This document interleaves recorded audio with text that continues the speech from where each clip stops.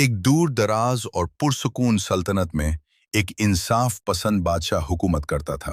उसकी एक बेटी थी, शहजादी आयशा।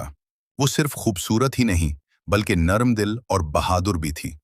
महल के पीछे एक घिना और पुरअसरार जंगल था, जहां जाने से सबको डर लगता था।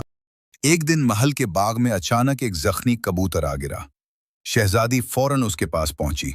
उसने मोहब्बत से उसे अपने हाथों में उठाया और पूछा, तुम्हें क्या हुआ?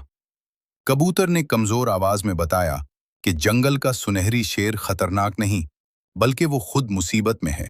इसी रात सबके सोने के बाद शहजादी खामोशी से जंगल की तरफ चल पड़ी। चांदनी दरख्तों के दरमियान से जमीन पर बिखर रही थी। फजा में खामोशी थी। अचानक दरख्तों के से एक देवकल सुनहरी शेर बाहर आया। इसकी आंखों में गुस्सा नहीं, दर्द था। इसकी सुनहरी खाल चांदनी में चमक रही थी, मगर उसके कदमों में कमजोरी थी। शहजादी ने देखा कि शेर के पंजे में लोहे का खतरनाक फंदा फंसा हुआ है। वो डरी जरूर, मगर पीछे नहीं हटी। कांपते हाथों से उसने आहिस्ता आहिस्ता फंदा खोला। एक लम्हे को जंगल में मुकम्मल खामोशी छा गई। फिर शेर ने आजादी की जोरदार धाड़ मारी। अचानक झाड़ियों में सरसराहट हुई।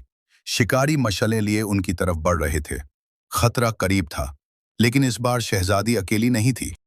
जंगल के हर कोने से जानवर निकल आए। हिरन, बंदर, परिंदे सब इकट्ठे हो गए। सुनहरी शेर शहजादी के सामने डटकर खड़ा हो गया। ये जंग ताकत की नहीं, इत्तेहाद की थी। शिकारी खौफजदा होकर वापस भाग गए। अगली सुबह सुनहरी शेर महल के दरवाजे पर खामोश बैठा था। बादशाह ने सब हकीकत जान ली। उसने ऐलान किया कि आज से जंगल महफूज होगा और कोई शिकार नहीं करेगा। सुनहरी शेर ने आखिरी बार शहजादी की तरफ देखा और फिर खामोशी से जंगल में लौट गया। कहते हैं उस दिन के बाद सल्तनत में अमन फैल गया और शहजादी को सब जंगल की मुहाफिज कहने लगे।